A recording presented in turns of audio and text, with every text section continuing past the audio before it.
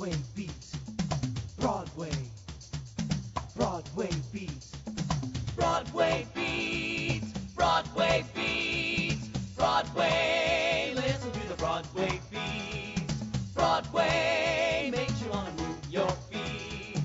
Everybody's tapping into everything that's happening on Broadway Beat. Broadway Beat. Broadway Beat. Broadway Beat. Hello, I'm Richard Ridge, and welcome to Broadway Beat, where we bring you the very best of what the New York theater scene has to offer. This week we're back at the Rainbow Room, high atop Rockefeller Center, this time to bring you highlights from the Drama League's 25th annual gala called A Musical Celebration of Broadway, where they honored husband and wife producers Stuart F. Lane and Bonnie Comley. The evening featured songs from many of their shows, including La Cage aux Folles and the Will Rogers Follies. We'll also drop by a rehearsal to meet the cast of director Michael Blakemore's new Broadway production of the classic Noel Coward comedy BLITHE SPIRIT, which will open at the Shubert Theater on March 15th. It stars Rupert Everett, Christine Ebersole, Jane Atkinson, and the legendary Miss Angela Lansbury. But let's start things off at the opening night celebration for world-renowned film star and comedian Will Ferrell, who is making his Broadway debut at the Court Theater with his hilarious new show called Will Ferrell's You're Welcome, America, a final night with George W. Bush. The show is directed by Ferrell's longtime collaborator, Adam McKay. Will Ferrell takes the audience on a laugh-filled ride as the departed president as he looks back at his years in the White House.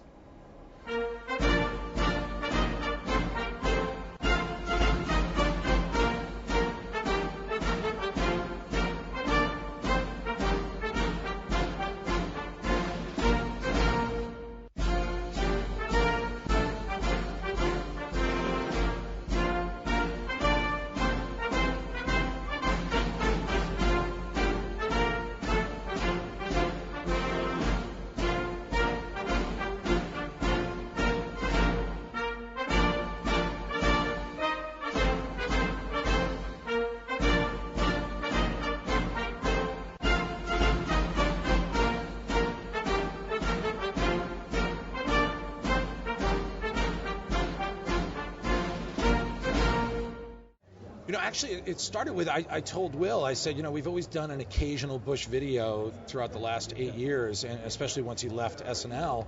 I said, now Bush is leaving office, we should do a send-off video for Funny or Die, our website. And he went and talked to our manager, this guy Jimmy Miller, and Jimmy said, you should do a one-man show on Broadway. So he came back, and I was like, whoa, that was more than I expected. But the second it occurred to me, I was like, oh my God, that would be incredible. So off of that, Will said he wanted to write the first draft, which I was like, oh, thank you. And he holed up for a couple weeks. And, the beauty of Google and the internet is you can get all the information in like 4 hours. It's all there for consumption. So he did all the research, wrote a rough draft, and then he and I got together for a couple weeks and rewrote it and fact-checked and, did all that kind of work. And it was pretty fast. I mean, I think we worked a total of 2 months on the whole show because it's obviously of the moment. What amazed me was all this stuff is real, and it's so funny. I mean, you look at this man, GW. Yeah. It's insane. We the biggest problem we had with the show was there was so much material. I mean, so many insane things happened over the last 8 years, and in the life of George W. Bush, the biggest issue was editing, because there's so many just dumbfounding things that have happened. So, yeah, I mean, that's what's sad and hilarious about it at the same time is it's all true. Millions of fans fell in love with Will doing his take on George W. on SNL. I mean, when you guys were working on this, what was the easiest aspects for him to capture George W. and the hardest? The easiest part was just there's a great quote from, I think it's Jim Hightower said that George W. Bush was born on third base, but is strutting around like he hit a triple. And I love that quote. That says everything about the guy. There's this unearned cockiness that he has that Will just instantly gravitated towards. But the trickier side is that, he was also quoted as saying he cries on occasion about what happened in the war. And that doesn't quite jive with the comedic view of this president. So that was what blew me away about Will's performances. He was able to get to that level as well, the sort of human side of it. So after 8 years, this crazy ride's over, and I gotta be honest with you, I feel as free as balls and boxers, I can now do anything I want. Hell, I might even have a beer today. You know what I mean? Or better yet, smoke a joint. Or spleef, as they say in the hip-hop community. Put on a little Common or Nas. I don't know. I am having a genuine, fantastic time. It's not always fun, as we know. Sometimes it looks like fun, and we're getting paid to make it look like fun, but it's really hard work, and we got to hit that note or hit that step. This is the most fun I've ever had on a stage, I can tell you wholeheartedly. It's a joy, and it's because Will is so generous and amazing, and we literally are having fun. That never happens. Okay, so for audiences who have yet to buy tickets, tell us what you do in the show. What can you give us? What can you tell us? Ooh, I'm not supposed to say much because I do not say much. You know, I don't say anything in the show at all with my mouth. I would just say that they can expect me personally to come out and maybe imagine what could have happened in the Oval Office between George W. and Condoleezza Rice. Maybe what some people have thought or hypothesized about, but we don't really know. So I have the good fortune to imagine what could have been.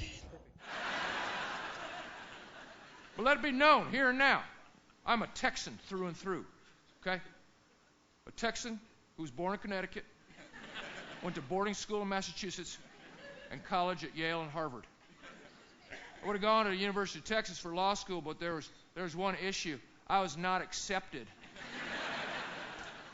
It feels great. Yeah, I kind of can't believe it's over. It happened. It went by so fast, and yeah, I'm really pleased with the way the previews have been going, and the crowds have been amazing, and yeah, it's just I think it will continue to be a surreal experience for me up until whenever we close. So. Which is, there's not one time that I haven't been on stage where I haven't checked out and been like, I can't believe I'm doing this. And then I snap back in, but it's just so, I can already tell it's going to be one of the things that it's going to be one of the more rewarding things I've ever done. You know, the great thing about I saw it last Sunday, the diversity of the audience. I mean, what can you see from there, and what are you digging with that? It's so great because it's which I don't know for sure, but from what I gather, it's probably unique to Broadway. But like you look at the crowd and you'll see everything from college kids to students in junior high to tried and true theater goers that come and see every show. So you got this great eclectic mix of all ages and all backgrounds who.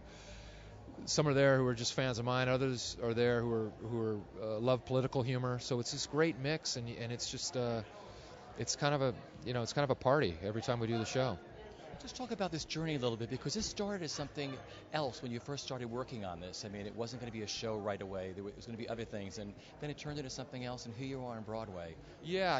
I had a previous idea for a one-man show that kind of fell through, and we had met with Jeffrey Richards. We had started looking at theaters, and we realized we just didn't have the time to put it together, and yet we were remorseful that we could tell it was going to be a fun thing to try to experience this, and then my manager Jimmy Miller was like, why don't you do Bush for the last time and run it from like January through for a couple weeks or for like a limited run, and I was like, that's a great idea. So we kind of stumbled into this and wrote it in about a month and put it up, and here we are.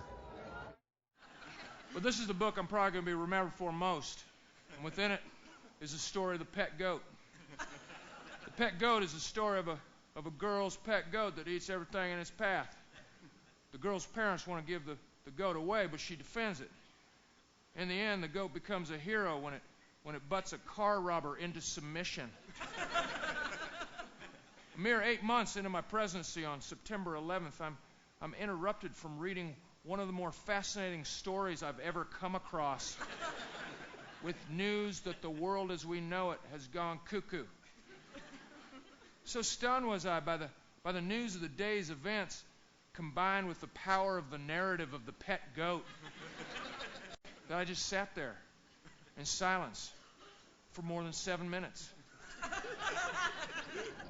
Noel Coward's classic comedy BLITHE SPIRIT is returning to Broadway and will open at the Shubert Theater on March 15th. This new production is being directed by the esteemed Michael Blakemore and will star Rupert Everett, Christine Ebersole, Jane Atkinson, and four-time Tony Award-winning legend Miss Angela Lansbury. We caught up with all of them during a break in rehearsal. Well, it's just a fun sort of old world kind of, harkens back to those great sort of glory days of English comedies, and it's just very sophisticated, and I'm just thrilled to be a part of it. Ruth is so deliciously English and a lady, and keeps everything just so, and then completely loses her mind. Which is a wonderful thing to watch somebody fall apart, and all of that, and so it's a workout. Talk about this role. You play Charles? I play Charles Condamine. He's a writer, an author, who invites a clairvoyant to have a séance, and the play is the result of that séance. But it's a great part. It's very funny, very urbane. He's like a kind of Noel Coward is similar in one sense to those glittering, fast comedy movies of the 1940s made in Hollywood. See, what I love about this play is he wrote this during the Depression, during the wartime, and this is one of his most successful plays. I mean, why you... I think it's uplifting. I think it's a good play to do now, in the sense that you really come to the theatre, and if we manage to get it together and get it right, there's not a boring moment. It's funny, it's touching, it's astute, but mostly you just laugh and laugh and laugh, and I think that's possibly what people would like to do. Coward insisted everyone knew their lines the moment they arrived the first day of rehearsal. Well, one can understand why, but it's also very hard to do. I don't think any of us have that discipline anymore. To learn a whole play in the abstract is really hard to do, I think. Though, of course, they used to be able to do it, and so I suppose we would if we had to. But that doesn't mean to say we waste time. Why do you think it's such a good time to bring this play back? Well, interestingly enough, it came out in the dark days of World War II. We're going through some fairly dark days now, and I think it would be good to take our minds off it. The interesting thing is that, of course, it is a dark, dark comedy. It is about death. Well, it does feel like coming home, actually, because one is always reminded that one actually does have a community. As a New Yorker, you're always thinking, well, where's my family now? They're in Massachusetts and London, or God knows where they are, Boston, yeah. And you come back to the theater and you know everybody, and you've worked with most of them 20 years ago, 5 years ago, and it really is coming home. So it's wonderful. Thanks for asking. Talk about working on this piece so far, and tell me about the role that you play. The role that I'm playing is Violet Bradman, the doctor's wife, and I think I'm the only one who actually believes in ghosts. I come there expecting the medium, the great Angela Lansbury, to be successful, and that she might even be able to foretell my future. And I think of the other sophisticated people, none of them believes, but I believe. And Did you know the play at all before you started?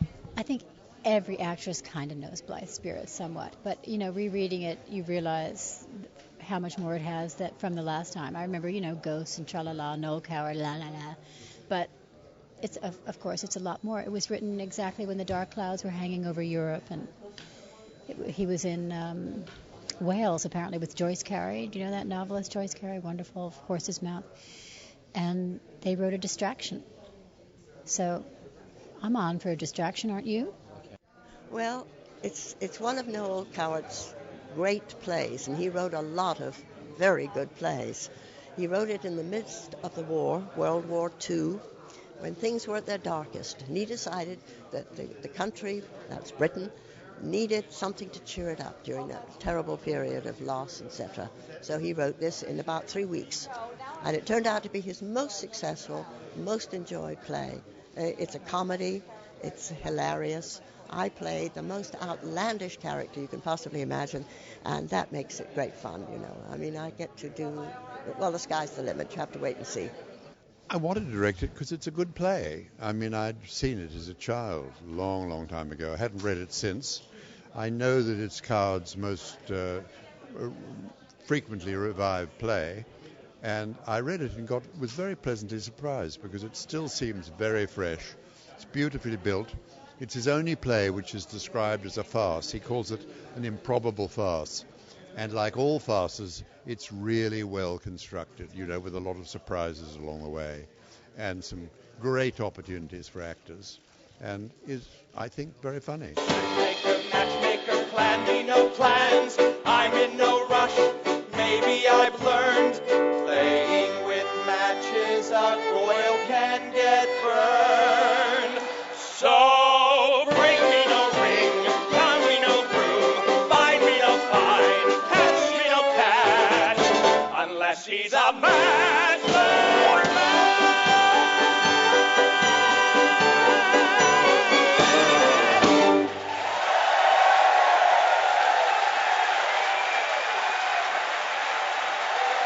The Drama League took over the Rainbow Room for their 25th annual gala called A Musical Celebration of Broadway, where they honored husband and wife producers Stuart F. Lane and Bonnie Comley.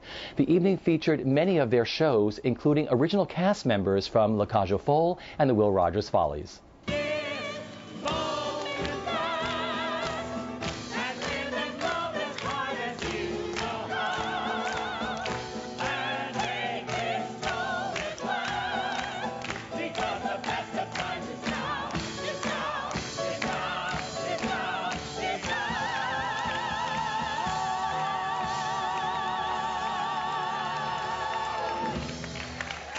Oh my gosh, it's like old home week. I mean, we're talking about shows I've done 25 years ago. So the excitement to sing Les Cageels back together again for La Cage aux Folles and having Keith Carradine come out to do Will Rogers again, it's very exciting.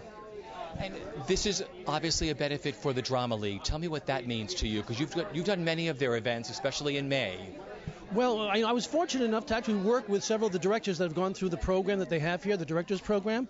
So between Chris Ashley and Michael Mayer and John Rando, I've been able to work with three on some fun productions. And so I guess that's how they picked my name out of a hat. And Bonnie, how you feel tonight, having your husband honored tonight? I'm thrilled. I mean, Stu, we were at the rehearsals, and he was actually crying. So it's just very exciting. It's going to be a beautiful show. You know, when immensely talented people donate that for charities, I'm always impressed with that, because this is their stock and trade. And so to donate it, very generous. So to all of them, I congratulate them, and I'm very happy they were here tonight. I'm doing Gotta Have a Gimmick, which is, of course, the classic stripper song from Gypsy, and I did it in Bernadette Peters' version as Miss Electra, and it always stopped the show, and I will be reprising my role as Miss Electra, so I'm very excited about that. And then of course we're going to be all coming out for a finale. So who's doing the number with you tonight? Katie Huffman, who's not attractive, is she? No, she's not attractive on any level. Oy. How about those legs of hers? Wow. And she is doing Miss Mazeppa. And then Daphne Rubin Vega is doing Dressy Tessitura. So I have to say, the whole visual with all of us is really, really fun. And we have phenomenal costumes. And we're just going to be doing the number. So I'm very excited. It's going to be great. And I hope that it will, as usual, stop the show. So. If you want to make it, twinkle while you shake it. If you want to grind it, work till you've refined it. If you're gonna bump it with a trumpet. Get yourself a gimmick and you too can be a star.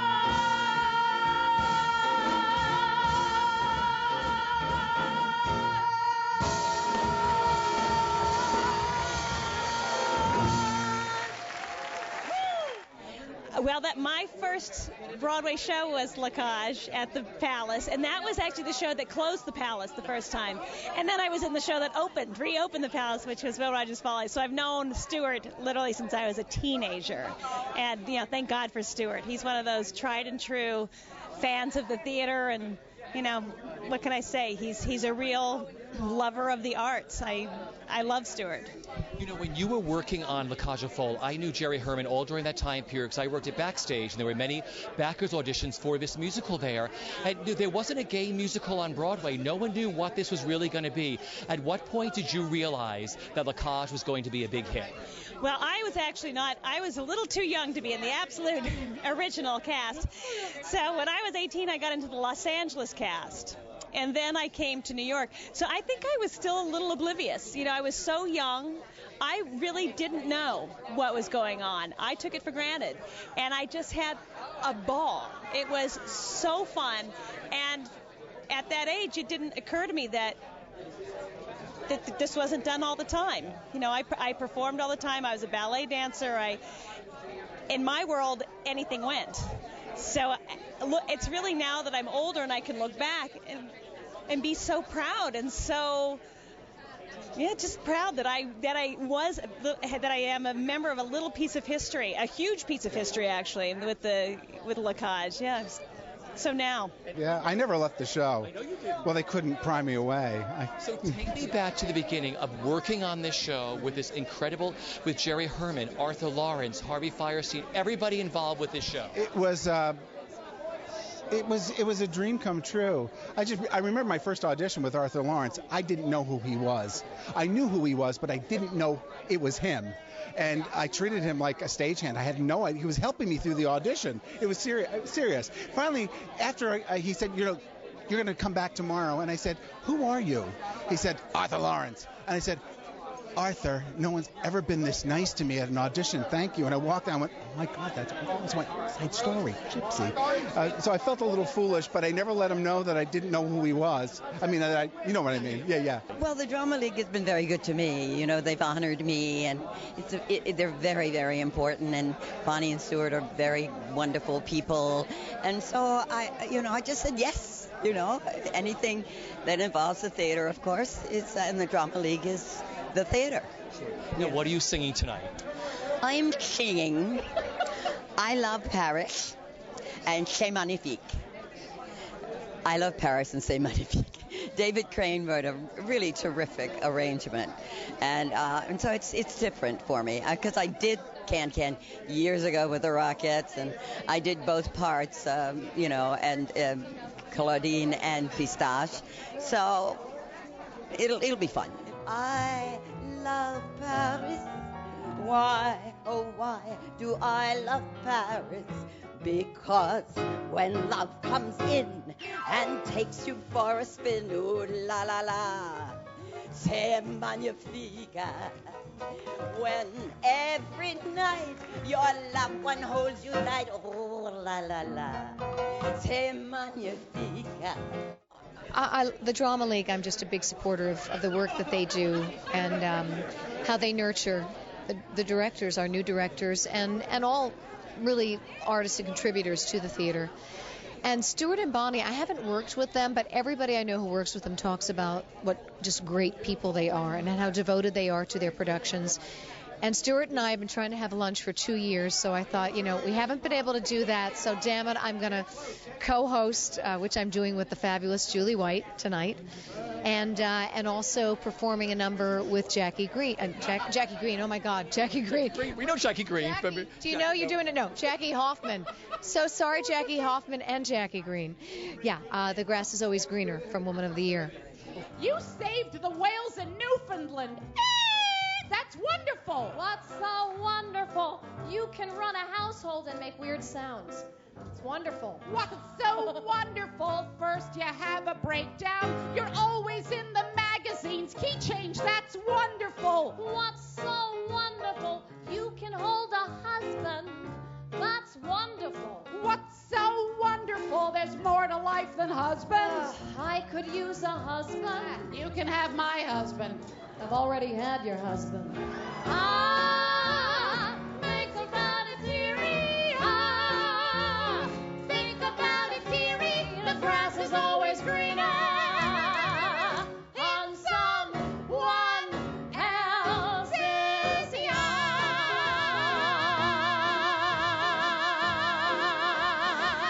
It's hard. Well, I think any time that we can support anything that has to do with the theater that we do. I mean, with the times that we're in and the lack of interest to try to keep this fabulous art, which is the true American art form, going, we must do everything that we can to support it, and the people who give their time and energy to financially do what they have to do. So what are we going to see tonight? This, of course, is for afterwards. So what are we going to see tonight from Lacage? We're going to do a little montage where they start out with the Cagels, and then John Weiner is going to come out and do Anna My Arm, and then I'll come out and do a little bit of Lacage with them, and then we do I Am What I Am. So it's kind of like a little medley, a potpourri. Life not worth a damn till you can say, hey world, I am what I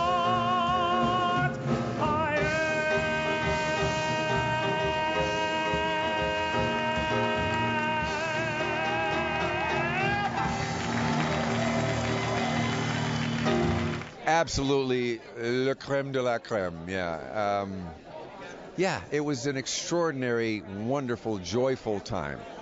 I'll never forget it. And this has been, you know, when they asked me to do this, it was a few months ago. I was sort of hesitant. I thought, you know, you can't go home again, you know. But in this case, I'm so glad I did. It's been so wonderful to see everyone and to, you know, renew old friendships and you know, to even reprise a number from the show. It's been fantastic. And, you know, and all in memory of those great artists. They're all gone now. I mean, Tommy's still here, but Peter's gone, Cy's gone, Betty and Adolph are gone. You know, I'll never forget it. What are we going to see tonight? We're going to do the campaign. Yeah, well, come on. I mean, that's what we have to do.